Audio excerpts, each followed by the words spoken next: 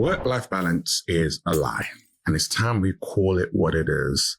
Absolute, complete nonsense. That mythical, perfect balance that you've been chasing is destroying your happiness and is setting you up for failure. Life isn't designed for balance.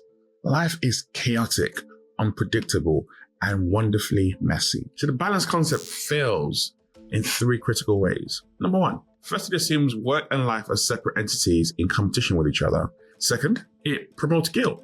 Number three, balance is mathematically impossible. I had an epiphany while rewatching a video of Jay-Z at Radio City Music Hall. He was celebrating the 10-year anniversary of his album Reasonable Doubt, but instead of just performing with his usual setup, he had a full orchestra on stage. It was a revelation for me. You had two worlds that seemed completely opposite or opposed on the surface. Yet together they created something more powerful than either could alone. And that's when it hit me. This is exactly what we need in our lives. Not balance, but harmony. Studies from organizational psychology have shown that work-life integration, another term for harmony, leads to greater job satisfaction and reduced burnout compared to strict work-life segregation. Research from positive psychology also demonstrates that alignment between our various life roles, rather than equal time allocation, predicts greater well-being and life satisfaction. So what exactly is work-life harmony?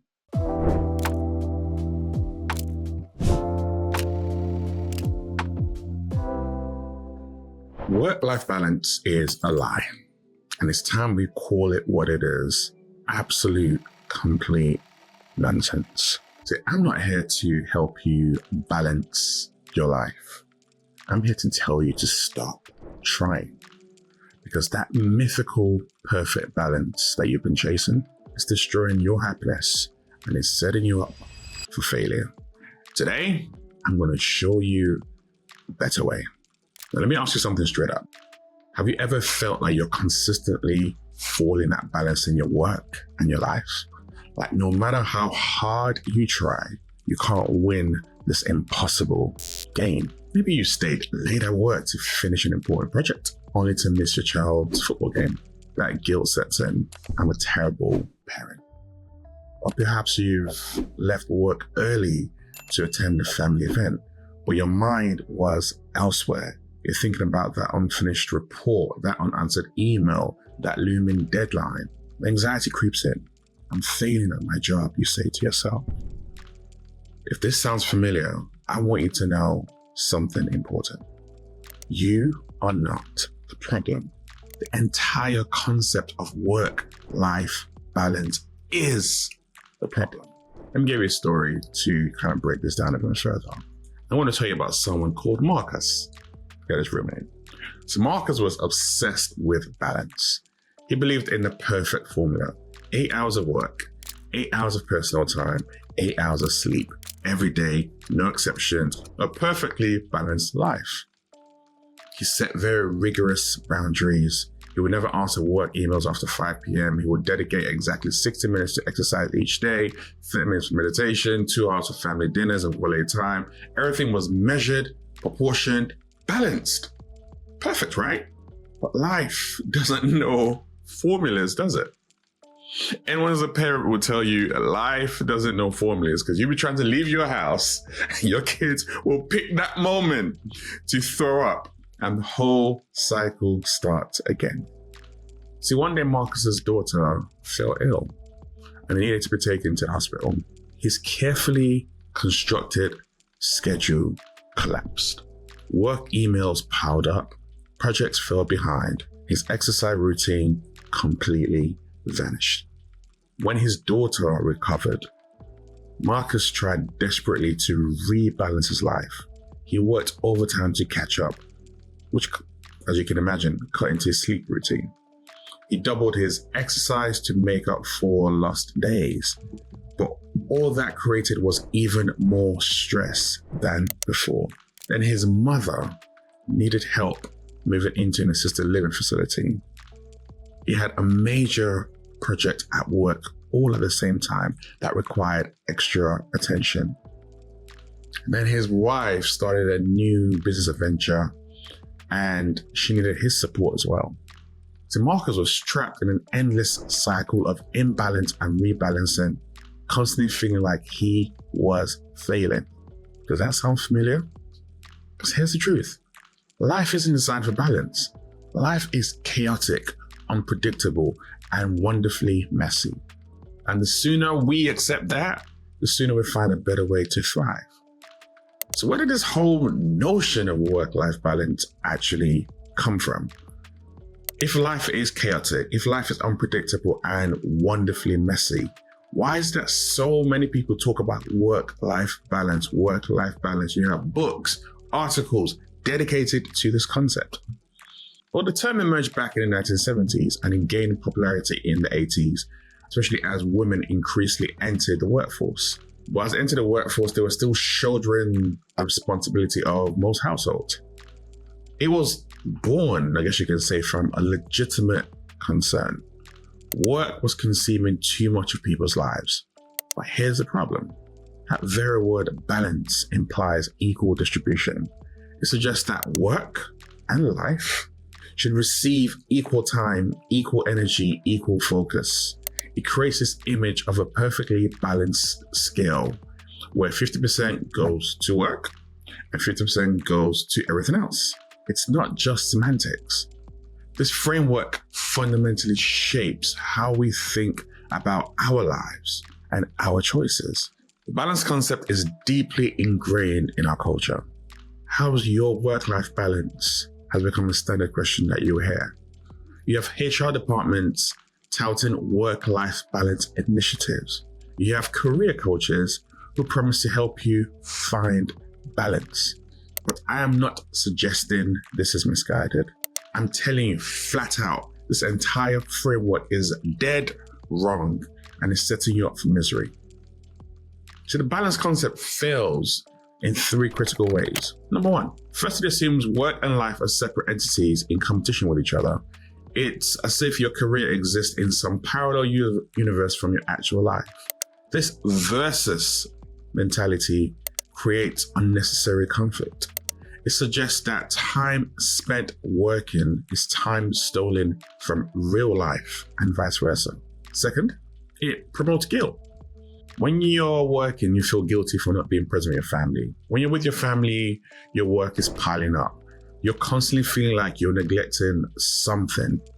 And this perpetual guilt is a cycle that is exhausting and destructive. When you're not even working in corporate, you're an entrepreneur like I am.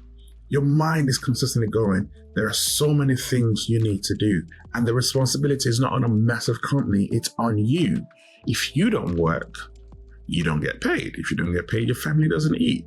And the family you love spending time with also need to have their bills paid. So there's so much stuff wrapped up in that where that guilt just amplifies what's already hard and what's already tiring. Number three, and perhaps the most important, balance is mathematically impossible. There are only 24 hours in a day. If you work 8 to 10 hours, you sleep 7 to 8, which if you can do that, hats off to you, and have any commute at all, there is no way to achieve a 50-50 split. And that's before accounting for the myriad of other responsibilities and desires that we all have. I'll tell you about my experience. See, for a number of years, especially in the early years in my corporate career, I had a family, but I also had work. I was trying to come up and rise through the ranks. So as you can imagine, I chased this elusive balance. I set rigid boundaries between work and personal life. I felt guilty when work intruded on my family time. I felt anxious when family's needs affected my work's performance. Until one day, I think it was about 2008, so I'm still a couple years into my career, quite early. I had an epiphany while rewatching a video of Jay-Z at Radio City Music Hall. He was celebrating the 10-year anniversary of his album Reasonable Doubt. But instead of just performing with his usual setup, he had a full orchestra on stage. And it was a revelation for me. Here was hip-hop, raw, straight from the streets, if you want to look at it that way, blending with classical orchestra. You have the streets and refined, traditional, centuries old Again, if I'm leaning into typical ways of looking at classical music, because actually hip hop is all about rhymes and words and poetry, which is actually a lot older than classical orchestra. But anyway, I digress. Let me focus on what I'm talking about here. You had two worlds that seem completely opposite or opposed on the surface. Yet together they created something more powerful than either could alone, in my opinion. Each instrument played different notes at different times. Sometimes the violin dominated, other times the cellos took center stage. There were moments when Jay-Z's vocals commanded the attention, and there were others when the orchestra just swelled around and just filled the hall. There were crescendos of intensity and moments of quiet reflection. But together, they created something beautiful and transcendent. And that's when it hit me. This is exactly what we need in our lives. Not balance, but harmony. Not separation, but beautiful integration. So what exactly is work-life harmony? Harmony isn't about equal distribution of time. It's about how well the different elements of your life work together. Like instruments in an orchestra, each part plays at different volumes at different times, but together they create something beautiful. Some days work might take center stage. Other days, family or personal pursuits lead the melody. Some seasons of life demand more professional focus. Others call for more personal attention. Think about marriage as a perfect example. You hear the phrase 50-50 in a marriage. You can't have a 50-50 marriage. That's a recipe for scorekeeping and resentment. There'll be days when all you have is 10% and your partner brings out 90. There'll be days when you're giving 70, but your partner can only manage 30. That's not imbalance, that's harmony. That's real love, that's real marriage. It's responding to the changing needs and capacities of both people to create something beautiful together. The key is that these elements complement rather than compete with each other. Remember Marcus from our story? After years of struggling with imbalance, he discovered harmony instead. He stopped counting hours and started focusing on contribution and fulfillment. During his daughter's school vacation, family took precedence. During a major project launch at work, he poured more energy into his career. When his health needed attention, that became the priority. He found ways to blend domains, taking walking meetings to combine exercise and work, involving his children in his passion projects whenever he could, finding work that aligned with his values.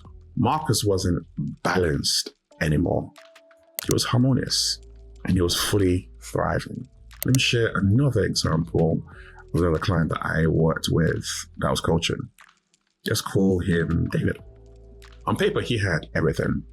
He was a C-suite leader in a successful tech company. He lived in a beautiful home. He drove luxury cars and took exotic vacations with his picture-perfect families. David had mastered work-life balance according to conventional wisdom. He had rigid boundaries, no work emails after 7 p.m., dedicated family dinner time, weekend activities with his children, date nights with his wife, and even scheduled me time for his fitness routine. This was good. This guy was living the dream. When David first came to me, he was struggling with something that he couldn't quite articulate. I'm doing everything right, he told me during our first session. I've achieved the perfect balance everyone talks about.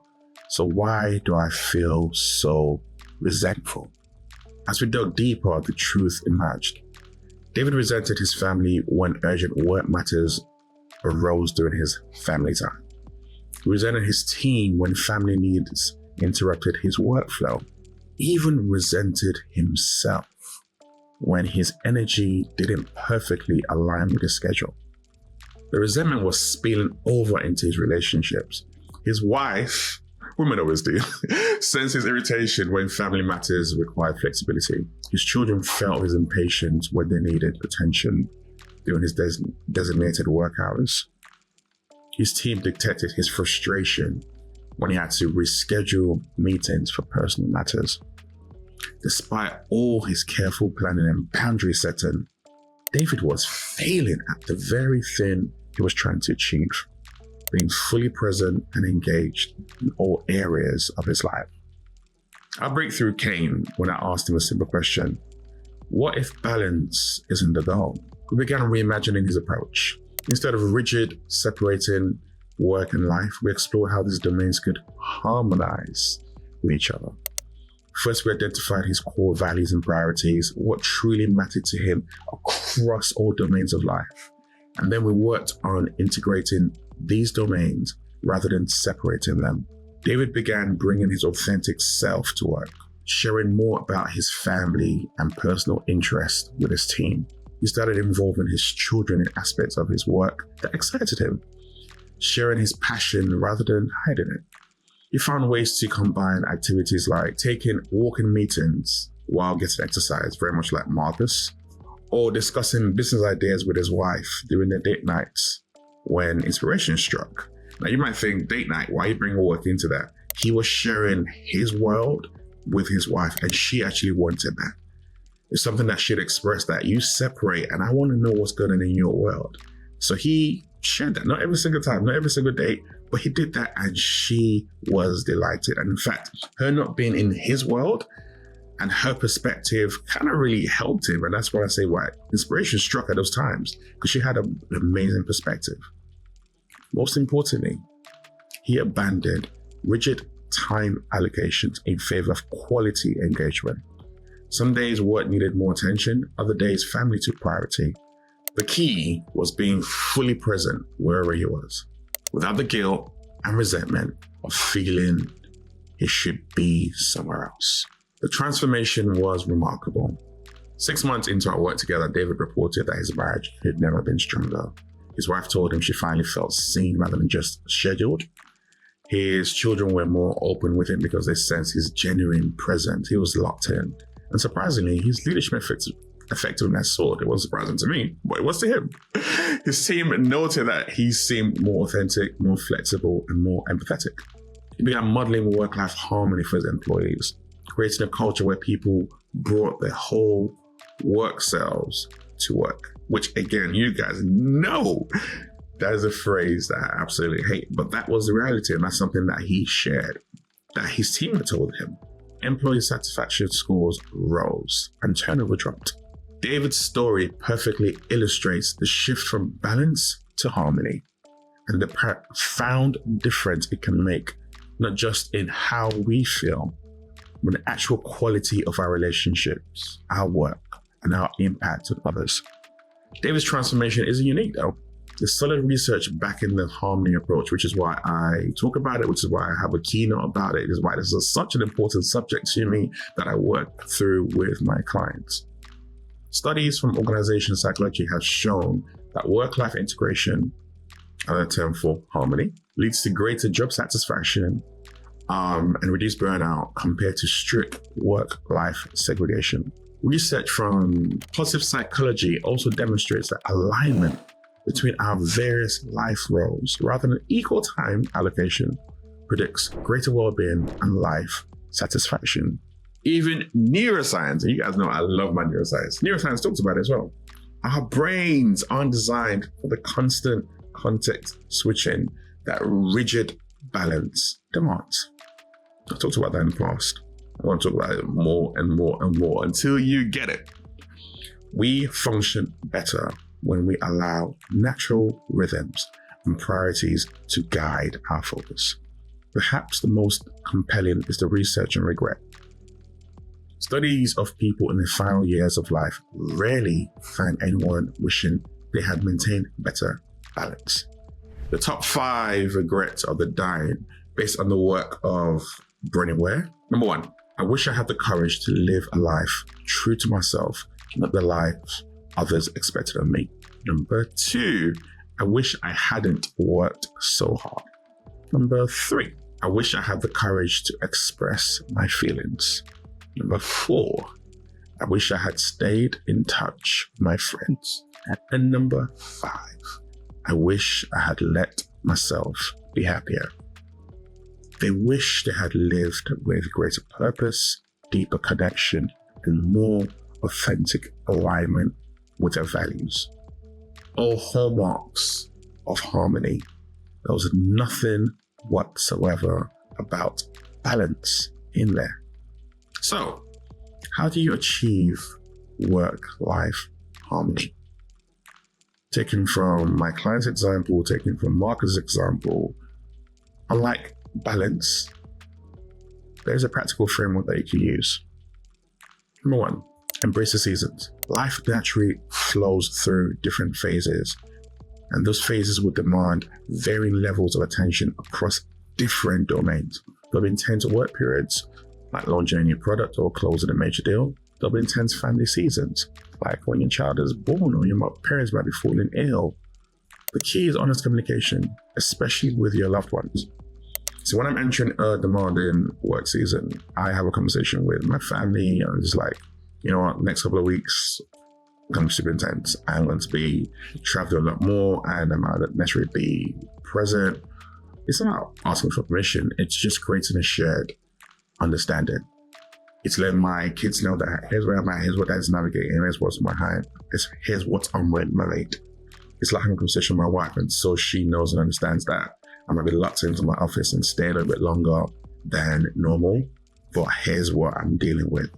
They are involved in my world, even though they're not directly doing anything, I remember when my wife years ago was studying for her counseling certification, and then she had like one or two other things that she was doing, and it was like intense study season for a number of years, and she was out of the house she at work, come home, go back out, study and everything else like that. I had to step up.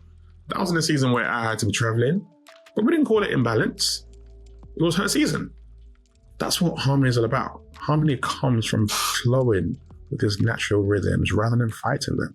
Number two, focus on quality over quantity. Forget counting hours. What matters is the depth of engagement. When I'm with my children, I'm not just physically present. I am locked in with them. Very good example, and this is from a place of privilege, but it's my life, so I want to use my example. When we moved house, one of the things I said I wanted to do was to build a garden office, so that when I'm in my office, I am working. When I'm in the house, I am not working. I am with my family, my wife and my kids and the dog and blah, blah, blah, blah, blah. Now, I have got that. I would say personally, I'm about 90% right.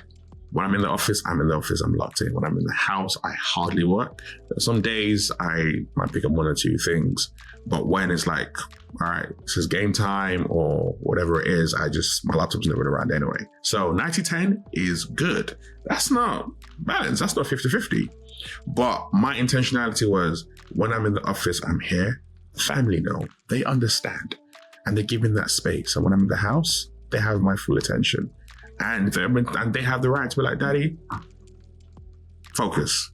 Daddy, like, they'll remind me, and that starts back in. Like I said, my brain's always ticking. So that's me learning what does quality over quantity look like for me and creating that. Number three, seek resonance, not balance. This is probably the boldest, most transformative step.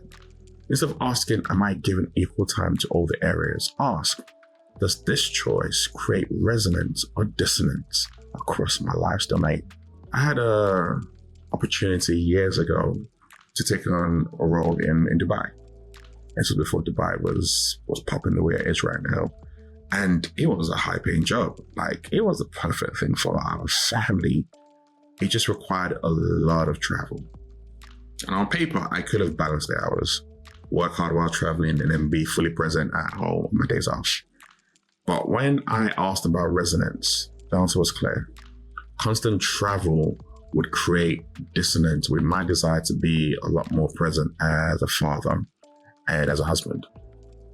I wanted to be around for my children. I wanted to attend sports days and do different things like that. So I turned it down because I was trying to create resonance across all the domains of my life. The true harmony isn't about making everyone happy all the time, because that's impossible. But it's about making choices that align with your deepest values and that create a life that resonates as a coherent whole. That's how you look at it. The true measure of success isn't perfect balance. It's creating a life where work, relationships, health, and personal growth exist in harmony with each other. So I invite you to stop chasing that impossible balance. Instead, orchestrate your life into a harmonious whole. Each element supports rather than sabotages the other. Ask yourself, what would harmony look like in my life? Which elements need more attention right now in this season? How can I create more resonance and less dissonance between the different parts of who I am?